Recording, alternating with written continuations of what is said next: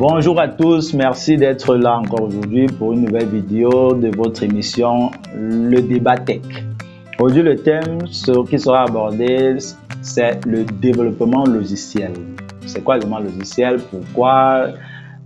Qu'est-ce qu'il y a eu à l'époque? Qu'est-ce qu'il y a aujourd'hui? Quel sera le futur? Etc. Maintenant, ce qu'il faut savoir, c'est que le développement logiciel, à l'époque, on parlait de développement logiciel pour parler grosso modo de tout ce qui est application, que ce soit mobile, application web ou application PC, voilà, c'est-à-dire pour ordinateur, que ce soit Linux, comme c'est l'exploitation Windows, MacOS, etc. Mais ici, quand on parle de développement logiciel, entendez développement PC. Développement PC, c'est-à-dire des applications pour Windows, MacOS, etc. Pourquoi le développement PC? Avant, la création des ordinateurs dans les années, au XXe siècle, comme vous le savez déjà, tout appareil informatique, c'est le hardware et le software. Le hardware, c'est la partie physique qu'on peut toucher là. Le software, maintenant, c'est la partie logicielle qui nous permet d'utiliser notre matériel, c'est-à-dire notre ordinateur. Donc, il faille donc, puisque nous sommes des développeurs, ce qui nous préoccupe principalement, c'est le développement de ces applications-là, ces logiciels-là, comme on les appelle, qui nous permettent d'utiliser nos appareils, nos ordinateurs, voilà, devant le logiciel. À l'époque, donc, on crée les ordinateurs étaient d'abord très grands. L'ENIAC, qui est un des premiers ordinateurs qui avait la taille d'un bâtiment. Après, les condensateurs sont nés, on a miniaturisé au fur et à mesure jusqu'aujourd'hui on a la microélectronique on a pu avoir des ordinateurs portables très miniaturisés. Aujourd'hui on a même les MacBooks qui sont encore très petits. Déjà, je ne vous conseille pas d'avoir un MacBook pour faire du développement parce que c'est très petit, il n'y a pas beaucoup d'espace et en fait c'est moins performant en fait. Plus c'est petit, généralement, moins c'est performant. Performant en termes vraiment de minimum, c'est-à-dire avoir quand même un ordinateur moyen, avec les performances moyennes, vraiment, vous n'avez pas besoin d'avoir quelque chose de surpuissant. Un dual-core fait déjà l'affaire. Un dual-core fait l'affaire. Ça ne sert à rien d'aller chercher des choses extraordinaires pour commencer. Non. Un dual-core fait déjà l'affaire. Parce qu'aujourd'hui, la puissance minimale des ordinateurs, au minimum, c'est les dual-core. Voilà. Donc, là, on parlait de créer les logiciels. À l'époque, pour créer le logiciel, on utilisait uniquement le langage qu'on appelle le Java. Bon, ça, c'était pour le logiciel Windows, bien évidemment.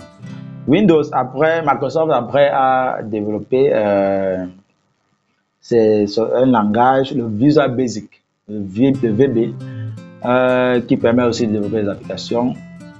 Windows, c'est ça qu'ils utilisent pour développer le suite Office par exemple, c'est-à-dire Microsoft Word, comme vous le savez. MacOS, ils ont leur propre langage, comme vous le savez, le Swift. Donc, à l'époque, c'était le Java. Aujourd'hui, comme vous le savez déjà dans nos vidéos, on ne cessera de parler du Java, c'est que le langage est plus utilisé. On a évolué avec, aujourd'hui on a la stack JavaScript appelée Electron.js, c'est-à-dire c'est une librairie JavaScript comme React.js, appelée Electron.js, qui nous permet, qui est aussi open source, c'est-à-dire gratuite, qui nous permet de créer des applications pour PC, donc des applications pour ordinateur, des logiciels si vous voulez pour ordinateur.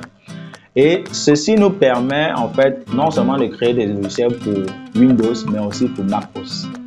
Donc vous voyez, c'est une technologie cross-platform, c'est-à-dire qui permet de développer d'avoir pour le même code plusieurs setups, c'est-à-dire plusieurs fichiers d'installation pour différentes plateformes. Donc aujourd'hui, quand vous connaissez le JavaScript, vous utilisez Electron.js, ce n'est pas très différent de React.js qui est orienté web ou de React Native qui est orienté mobile.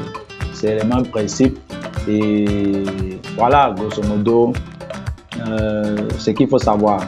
Donc, pour faire du développement logiciel, voilà, on a bien évidemment toujours, comme toujours, notre éditeur qu'on installe dans notre machine, VS Code, Visual Studio Code, de préférence qui est le plus utilisé, l'éditeur le plus utilisé par les professionnels au monde. Et on tape notre code et on sort les fichiers d'installation qu'on peut mettre à disposition du grand public et qu'on peut vendre si besoin, et voilà, comme vous voulez, comme ça vous chante, dépendamment de votre modèle d'affaires. Donc, aujourd'hui, terre à terre, il y a des entreprises qui ont besoin d'un système de gestion que vous pouvez développer. Il y a des entreprises, par exemple, de réservation de billets d'avion, des agences de voyage qui ont besoin d'informatiser la génération des tickets de voyage. Il y a tellement de possibilités, des boutiques, des quincailleries qui ont besoin de digitaliser leur activité pour faciliter leur compte, pour diminuer les risques de vol, etc. Il y a tellement de possibilités.